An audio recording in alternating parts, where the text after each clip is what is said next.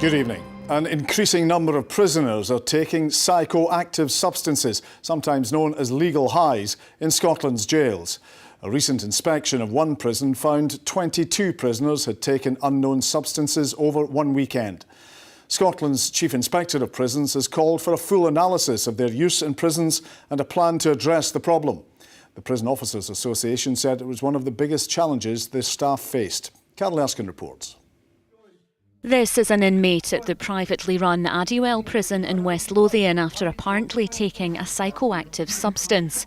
Filmed last November, it shows him barely able to talk or move, although prison bosses say they can't confirm drugs were taken. Today, an inspection report on Low Moss Prison in Glasgow found over one weekend 22 men had taken unknown substances.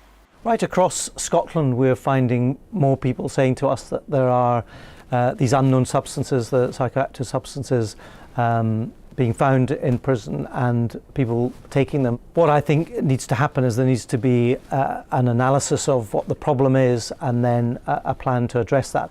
Last year, 9 prison officers at Addywell Prison were hospitalised after inhaling second-hand fumes from the synthetic cannabis spice. Unions say that and the threat of violence from inmates under the influence is having a major impact on staff. There's been an increase in reports of staff who believe they've come into contact with this, feeling sick and being sick and nauseous, dizzy, disorientated. So it has a dramatic and very worrying impact on staff. These psychoactive substances, like other drugs, can be smuggled into prisons in pellet, tablet and liquid form.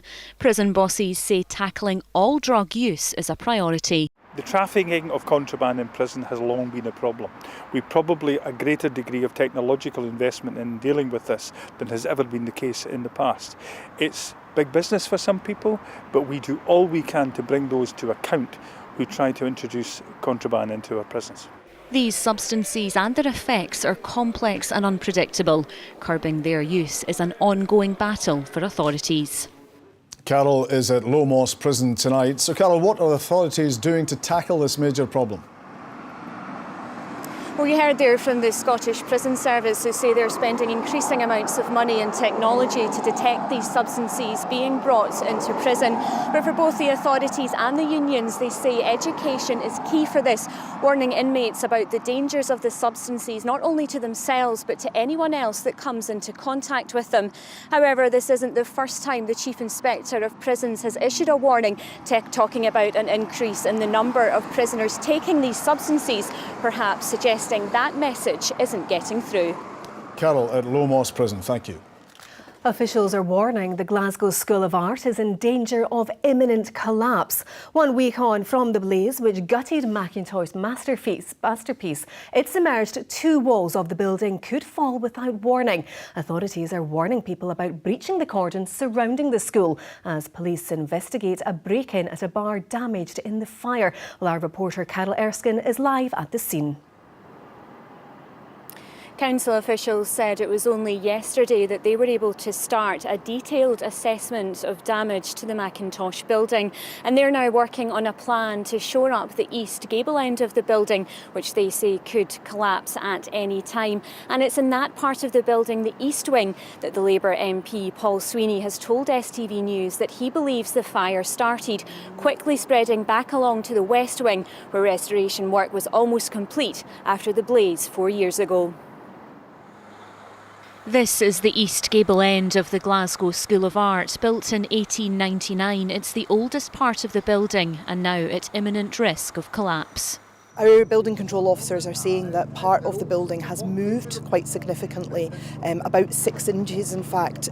Part of the elevation that we're looking at behind us has actually started to shift. So we are very, very concerned about the danger of collapse, of imminent collapse. If it does collapse, we won't get a warning, it will just come down. It's a week since the blaze that tore through the Macintosh, gutting the interior and leaving a shell in its wake. Officials say they are continually assessing the site, but no one has yet been able to enter the building. From observing on the night of the fire, I observed it in real time through social media and coming down to the site, and it was clear that it had started on the eastern side and spread to the west. But some questions have to be raised about the level of fire suppression in the building, efforts at monitoring the building, and whether the fire doors and the other fire suppressing schemes were operational on the night of the fire. And I guess that will all come out in the subsequent investigation. Today, officials were keen to stress that no one should breach the cordon as police investigate a break-in at the Campus Bar on Sauchiehall Street in the early hours of Thursday morning. As much as we have a floor. That call was repeated by the Scottish Secretary as he visited the site and was categorical that the art school would be rebuilt and restored on its current location.